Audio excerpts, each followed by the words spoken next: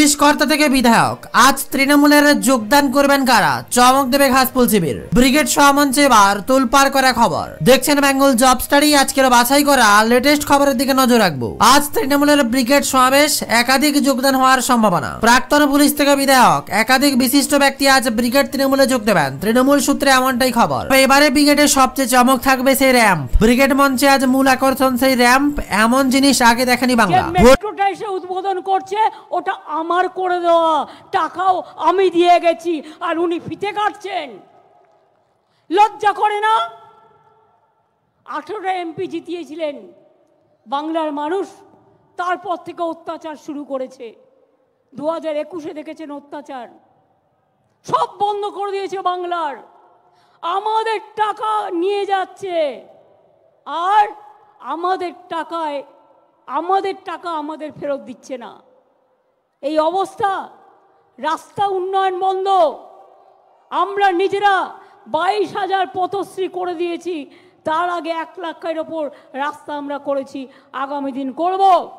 গঙ্গাসাগর সেতু আমরাই করব, ঘাটাল মাস্টার প্ল্যান আমরাই করব, কপালেশ্বরী কেলেঘাই থেকে শুরু করে যত প্রজেক্ট আছে আমরা করব। আমি উত্তরবঙ্গের মানুষকে বলি, দার্জিলিং হোক, রাজবংশী হোক, নেপালি হোক, গোর্খা হোক, ভূমিজ হোক, বাউরি হোক, বাগদি হোক, লোধা হোক, সবর হোক, তপশিলি হোক, আদিবাসী হোক, জয় জওয়ার হোক, ব্রাহ্মণ হোক, কায়স্থ হোক, শিখ হোক, খ্রিস্টান হোক, জৈন হোক, বৌদ্ধ হোক, আমরা সবার সাথে আছি। हम पहाड़ का साथ में है, हम राजवंशी का साथ में भी है। মতুয়া ভাই বোনেরা, বলো হরি হরি বলো। আর বলেছিল ইলেকশনের পর আধার কার্ড কেটে নিয়েছিল আপনাদের। তারপরে আমি গর্জে উঠলাম, আমার গর্জন শুনে থমকে গেল। ইলেকশনের আগে বলবে কে দেবো, কে দেবে না, ওটা ব্যাঁ দেবে, তার মানে ব্যাকআউট করবে, এবং ইলেকশনের পরে আপনাদের সব কেড়ে নেওয়া হবে আর ওপার বাংলায় পাঠিয়ে দেওয়ার চেষ্টা করা হবে। কিন্তু আমরা আপনাদের শেল্টার দেবো, আমরা আপনাদের কাউকে ডিটেনশন ক্যাম্পে যেতে দেব না, এনআরসি করতে দেব না। চিৎকার করে বলুন, এনআরসি হবে না, আধার কার্ড বাতিল চলবে না, গরিব মানুষের টাকা মারা চলবে না। আর 100 দিনের কাজ আমরা নাম দিয়েছি কর্মশ্রী, আমরাই চালু করব। এটা অলরেডি চলছে। 45 দিনের কাজ এবছরে আমরা করে দিয়েছি। 45 দিন যদি করতে পারি, 50 দিনের কাজ বছরে আমরাই করে দেবো, আমাদের টাকা দিয়ে করব, আমরা তোমাদের ধার ধারি না। কিন্তু এই লড়াইটা করবার শক্তি তো দিতে হবে। আপনারা যদি আমাদের না জেতান, আপনারা যদি গ্রামে গ্রামে গর্জন না করেন, আপনারা যদি জেলায় জেলায় গর্জন না করেন, আপনারা যদি আসনগুলো আমাদের না জেতান, তাহলে এই টাকাগুলো গর্জন বেরোবে কোত্থেকে? তাই আপনাদের বলবো, 18টা সিট দিয়েছিলেন বিজেপিকে, বিধানসভায় অনেকগুলো সিট পেয়েছিল, কোনো কাজ করেনি। বিজেপির নেতারা দিল্লি গিয়ে বলে আসে 100 দিনের টাকা দেব না, রাস্তার টাকা দেব না, গ্রামের টাকা দেব না, গ্রামের আবাসনের টাকা দেব না। তাহলে তাদের ভোট দেবেন কেন? গ্রামের রাস্তা নেই, বিজেপির টাকা, বিজেপির ভোট নেই। 100 দিনের কাজের টাকা নেই, বিজেপির ভোট নেই। ঘরের আবাসন নেই, বিজেপির টাকা নেই। গরিব লোকের খাদ্য নেই, বিজেপির টাকা নেই। মনে রাখবেন, সব সম্প্রদায়কে নিয়ে চলতে হবে। গেরুয়া পরে একটা পাঞ্জাবি ভাই, সে ডিউটি করছে।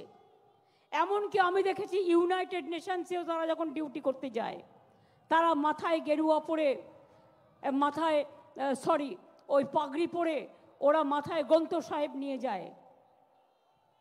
पंजाबी ब्रिगेड नहीं, सिख ब्रिगेड नहीं है, तो क्यों आप पगड़ी पड़ते हैं? इसी के लिए पंजाबी को खालिस्तान नाम पे पुकारता है और मुस्लिम को पाकिस्तानी नाम से पुकारता है, और दलितों को ऊपर अत्याचार करते हैं, जनजाति का ऊपर अत्याचार करते हैं। तपस्वी के ऊपर अत्याचार करते हैं, हर इंसान के ऊपर अत्याचार करते हैं। बांग्ला में किचु ना होते ही सब लोग चले आसे। क्या हुआ मणिपुर में? जब Manipur was burning, what happened to BJP? How many BJP leaders went there? How many BJP leaders help the naked women? Tell मी।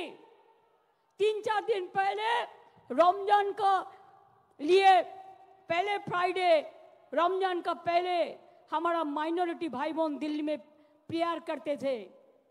क्या उसको नहीं पिटाया? उसको नहीं मारा?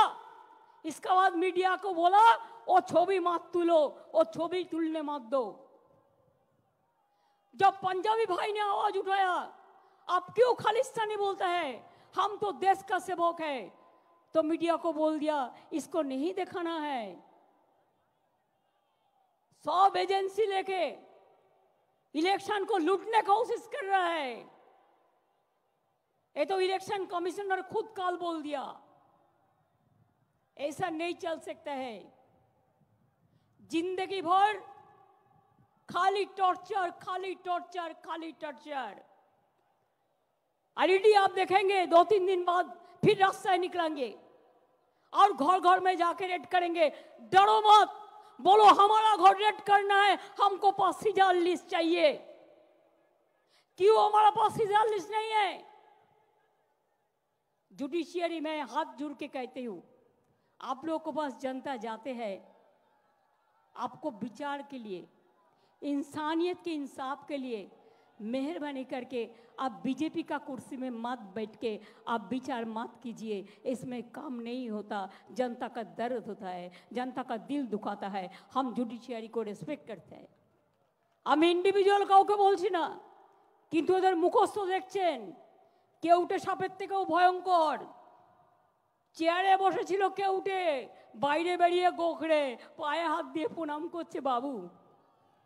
বলে এতদিন অনেক বিচার করেছো, হাজার হাজার ছাত্র ছাত্রীর চাকরি খেয়েছো, এবার তোমাদের বিচার হবে, জনগণ বিচার করবে তোমাদের কি করে তোমরা এত চাকরি খেয়েছো। এবং তাই পরিষ্কার কথা, বেশি কথা বলার দরকার নেই। ব্রিগেডের গর্জন, বিজেপির বিসর্জন। গ্রাম বাংলায় গর্জন, বিজেপির বিসর্জন। জেলায় জেলায় গর্জন, বিজেপির বিসর্জন। জনজাতির গর্জন, বিজেপির বিসর্জন। সব কমিউনিটির গর্জন, বিজেপির বিসর্জন। পাড়ায় পাড়ায় গর্জন, বিজেপির বিসর্জন। উদ্বাস্তুদের গর্জন, বিজেপির বিসর্জন। মতুয়াদের গর্জন, বিজেপির বিসর্জন। রাজবংশীদের গর্জন, বিজেপির বিসর্জন। সংখ্যালঘু भाई लोग, बहन लोग, क्या दिल में दुख है ना? तो आवाज जोर से बोलो। रमजान मास आ रहा है, रोजा भी करो। তাই রাজ্য রাজনীতিকে চাপানো দূর, এমনই সময় ব্রিগেড মঞ্চে ফাটালেন মমতা।